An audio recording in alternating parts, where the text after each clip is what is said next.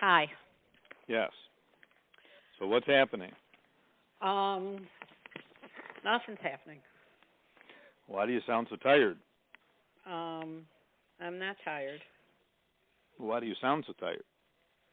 I just, have spilkies. That's all. About what? Oh, about everything. You mean the Scott stuff? Yeah. I told you last night. What are you worried about? The unknown. Well, I've already told you. I took an eighth of the Xanax.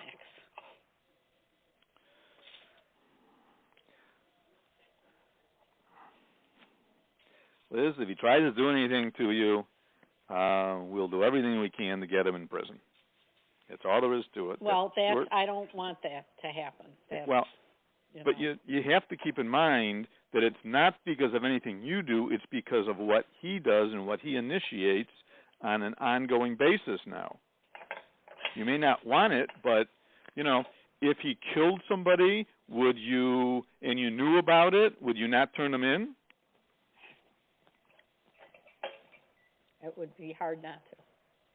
Well, how's this any different? All right. How's it any different? Look at the horrible things that he is saying to you and suggesting to you. Right?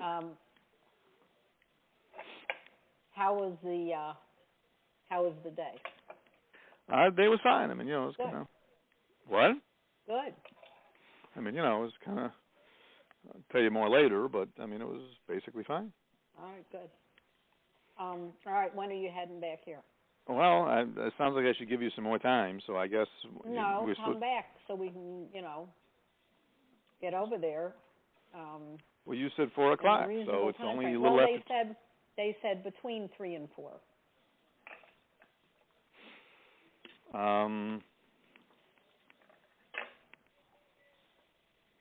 Well, you can go without me, and then I can walk over later, like you said.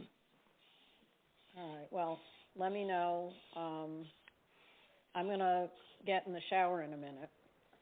All right. Once again, we're back into your mode where you don't want to hear from me and what I have to say to you. What do I not want to hear? When I tell you, what the reality is regarding Scott. It's not anything that you've done. It's things that he's doing. Now it's reached the point where he's trying to cover his tracks and cover his improper, illegal activities.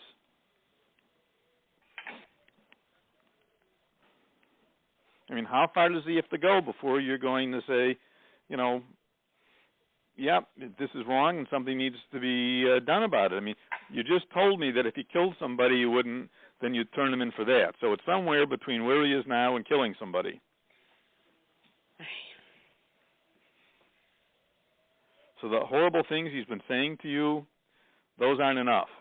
Threatening you, threatening me, the accusations he's made that are unfounded and untrue, none of that's enough. It is just very, very upsetting. I understand that, but again, it's nothing that you did or you created. I mean, this is all him doing these things, and he's getting worse. Do you not see him continuing to get worse? Yes, it doesn't mean that it's not upsetting. Well, but you have to be more realistic about it. All right. I mean, do you need time at home? Or I need time to leave you alone. Yeah, but no, you cannot continue to be an enabler, which is what you're becoming. Actually, you're not becoming. You already are. You're continuing as an enabler. The $50,000 extortion and the car titles. I mean, that's an enabler.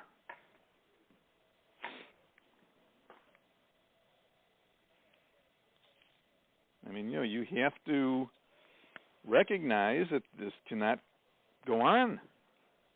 and that you cannot be subject to his malevolent and vicious attacks. Because that's what they are. They're malevolent, vicious, unkind, hurtful, right? Yeah. And, I mean, until you can recognize that, we have a problem because you won't even sign the petition. What are you talking about? The divorce petition. What do you mean I won't sign it? What are you talking about? Because we're making allegations about Scott in it. I told you that. Well, I haven't seen it. I need to see it. Well, you will see it. And I told you I wanted it to be more improved before you see it, and I told you it'll be upsetting to you. I'm not keeping it from you. If you want to see it, I'll show it to you. But, there are things that we're saying about Scott. And if we didn't do it, we wouldn't be properly representing you.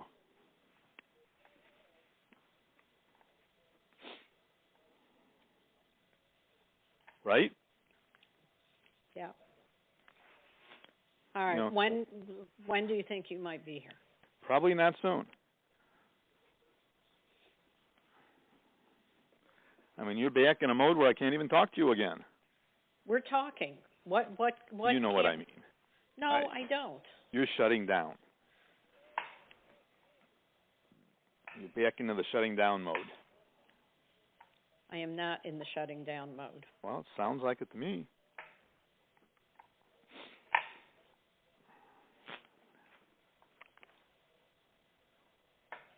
I don't hear anything that says you want to help yourself. You're more, you continue to be more worried about Scott than about yourself. You're not the one who's doing these horrible things. He is.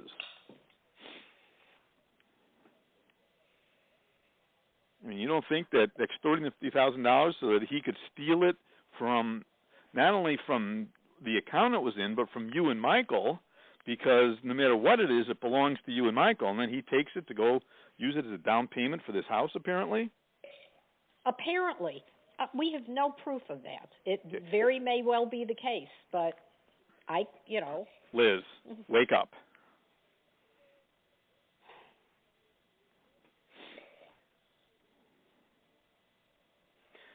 He's still manipulating you, and you're letting yourself be manipulated. All the stuff you told me yesterday, and the things that you didn't tell me.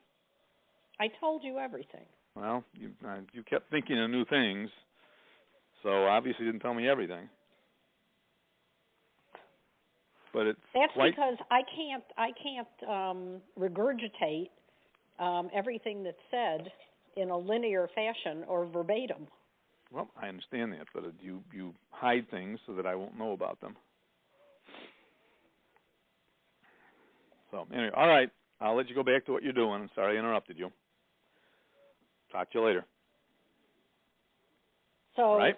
What is your plan? I guess I have to leave you alone for a while. I'm on my own? Is that it? If that's what you want. No, that isn't what I want, but it sounds like that's what you want. You're going back to that story again? Well, when in doubt, use that story. When I say, head over now, and you say no, what am I supposed to think? You're being unrealistic. I mean, you have to learn to look after yourself, to protect yourself, and you won't do it. You keep saying, come on, Scott, kick me again. Here, wait, let me turn over so you can kick me in the stomach instead of just in the side. That's what you're doing. How am I doing that? First of all, by being upset by what he's... I'm sorry. I'm emotional. I get upset. I understand, but, at some point you have to recognize that it's not worth it this way. You're just going to continue to be upset every time he calls and forces you to talk to him, just like last night. I mean, this is a psychotic individual. Unfortunately, he inherited from his grandmother. you know, your mother would be beyond apoplectic hearing these things about Scott. Beyond. I've got to believe that your parents would be saying, you need to protect yourself first, because unfortunately this child has inherited some horrible I don't understand. aspects from his maternal. I don't understand how being upset negates my protecting myself. Because I can't. So don't show any emotion. Don't show any emotion. No, that's not what I'm saying. I'm not saying don't show emotion. I'm saying you have to recognize what he is doing here. That's the point I'm trying to make. You have to recognize what it is that he's doing. And, you know, you block out the bad stuff and you just think, oh, poor Scott. Oh, unbelievable. Unbelievable. That's what you think. You Yeah. think I'm sitting here saying, oh, poor Scott. Really? Yeah, really? when I make a comment about how he's pushing himself towards being imprisoned, and you say, well, I don't want that to happen. No, why would I? Why would I? Because he's dangerous, and he is doing and trying to do horrible things to you.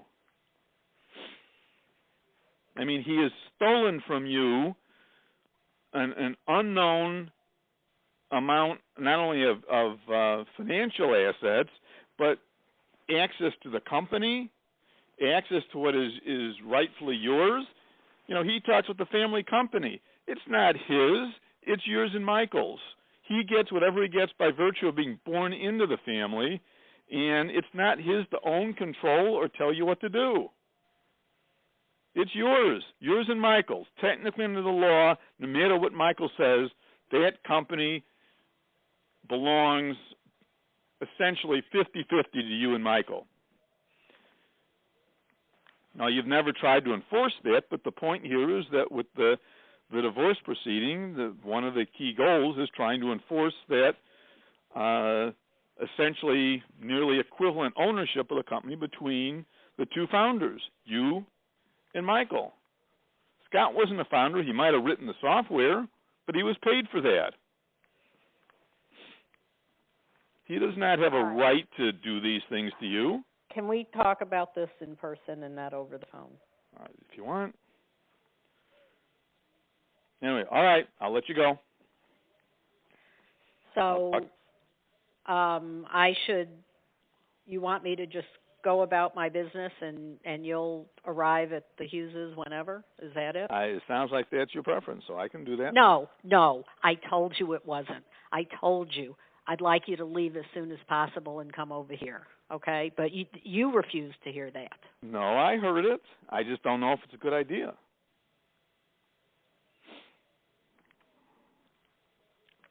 All right, well, I have to go. I got a lot to do before I need to get over there. All right. So please call me and let me know what you decide to do. All right. Thank you. All right.